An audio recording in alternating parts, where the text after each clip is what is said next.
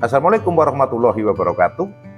Salam SHMH Sinau Hukum Melek Hukum. Pemirsa SHMH yang berbahagia, yang saya hormati, bangsa dan setanah air dimanapun Anda berada.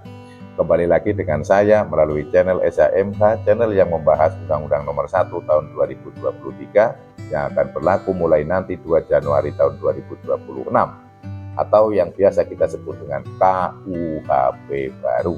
Dan kali ini pada video yang ke-228 langsung saja kita membahas tentang persangkaan palsu. Pasal 438.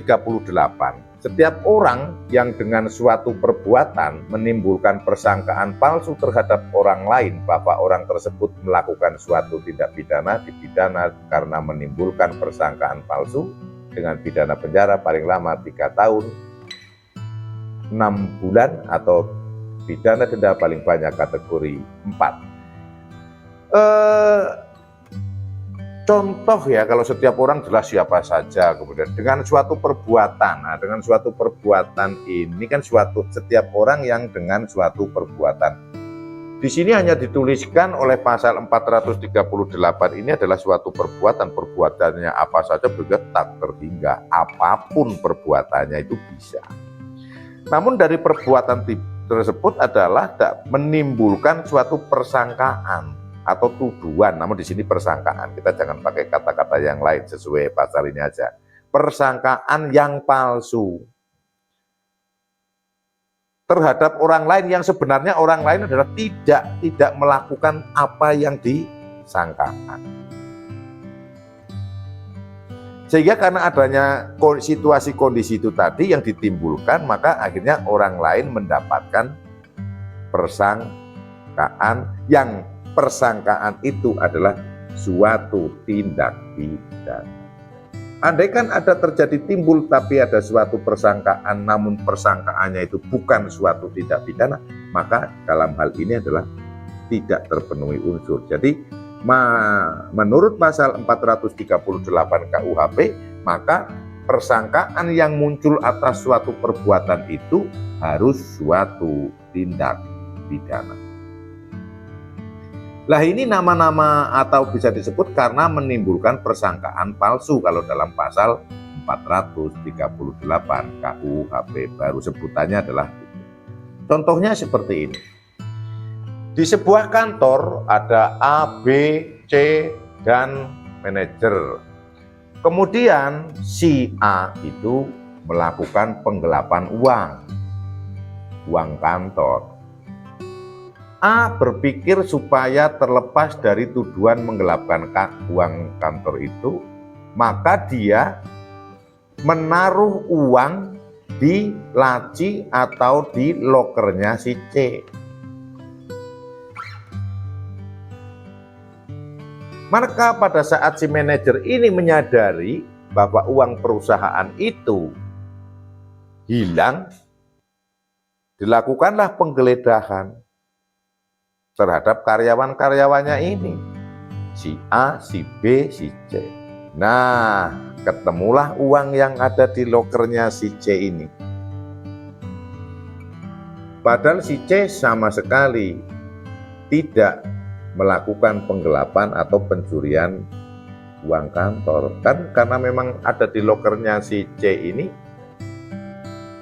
karena ditaruh oleh si A. Nah, perbuatan A menaruh uang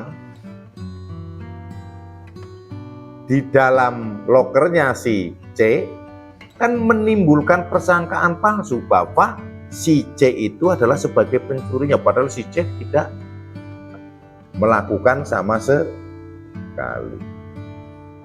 Maka si C ini menjadi tertuduh atau yang dituduh melakukan pencurian. Dan pencurian itu adalah merupakan tindak pidana. Dalam hal kasus seperti ini diketahui maka si A dipidana karena menimbulkan persangkaan palsu.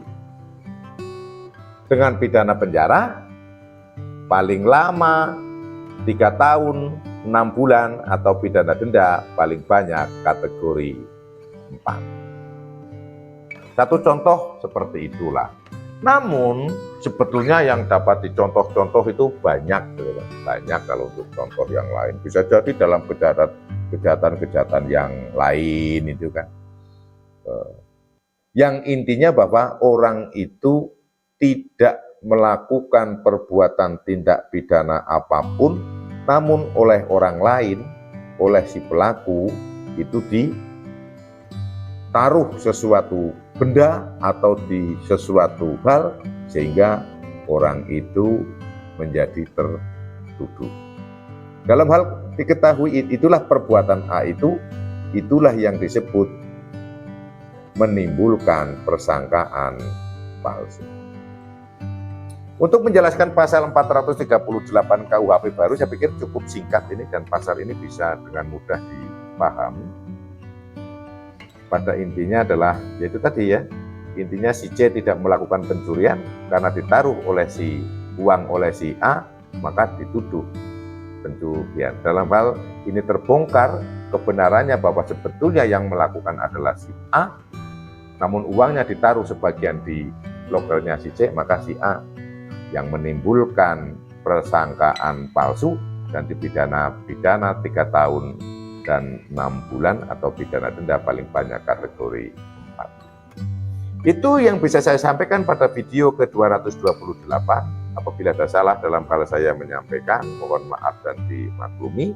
Terima kasih sudah menonton video Eza MH dari awal sampai video akhir, dan saya berharap tonton seluruh video Eza MH, dan Eza MH mengupload video 1 hari 3 kali, pagi, siang, dan malam. Terima kasih juga bagi yang sudah subscribe, bagi yang belum dimohon subscribe-nya. Salam Eza MH, Sinau Hukum, Melek Hukum. Wassalamualaikum warahmatullahi wabarakatuh. Terima kasih.